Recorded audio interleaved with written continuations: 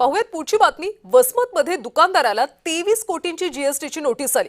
तेलंगणामधल्या आरोपींनी pan card आणि आधारचा गैरवापर केलाय, बनावट कंपनी बनवून कोट्यवधींचा व्यवहार केला। वसमत इथल्या एका इलेक्ट्रिक दुकानदाराला तब्बल 23 कोटी रुपयांच्या जीएसटीची नोटीस मिळाल्यामुळे खळबळ उडाली। पुढच्या चौकशीमध्ये धक्कादायक बाब समोर आली।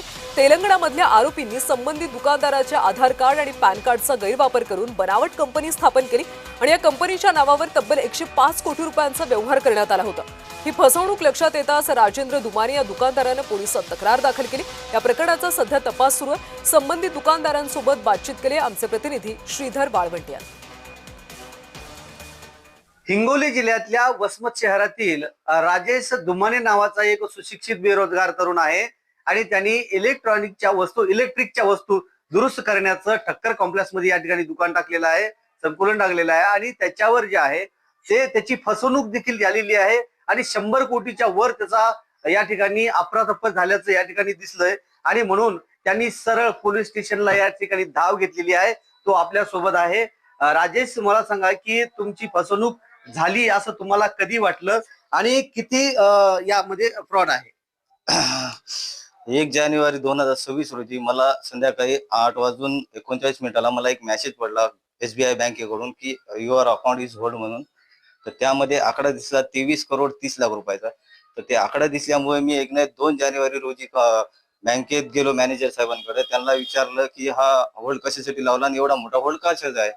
तर त्यांनी सांगितलं जीएसटीची त्यांना एक नोटीस आलेली आहे माझा अकाउंट होल्ड करण्यासाठी। तर त्यांना ती नोटीस मागितली, त्यांनी मला ती नोटीस दिली नाही। त्यानंतर मी सीए कडे जाऊन समजा चौकशी केली, सीए ला पॅन कार्ड दाखवून। तर त्या चौकशीमध्ये एक माझ्या नावावर एक ब्रिलियंट एंटरप्राइजेस म्हणून कुठली तरी कंपनी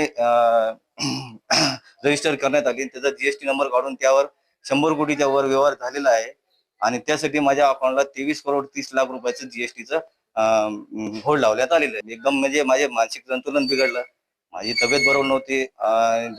4-5 दिवस समजा कंटिन्यू मी फिरण्यावरच होतो। त्याच्यानंतर मी जवळपास समजा आजपर्यंत फिरलोच मी 2000 आपलं आता 29/3/2026 म्हणजे आजपर्यंत मी फिरलो। काल माझं FR लिहिण्यात आलेलं आहे।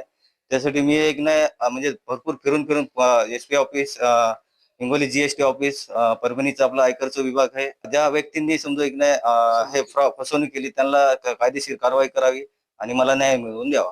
पोलिसांकडे धाव घेतली आणि मला यावर न्याय मिळावा अशी त्यांनी या ठिकाणी अपेक्षा व्यक्त केली आहे। श्रीधर बाळवंटे, जय महाराष्ट्र न्यूज, वसमत, हिंगोली।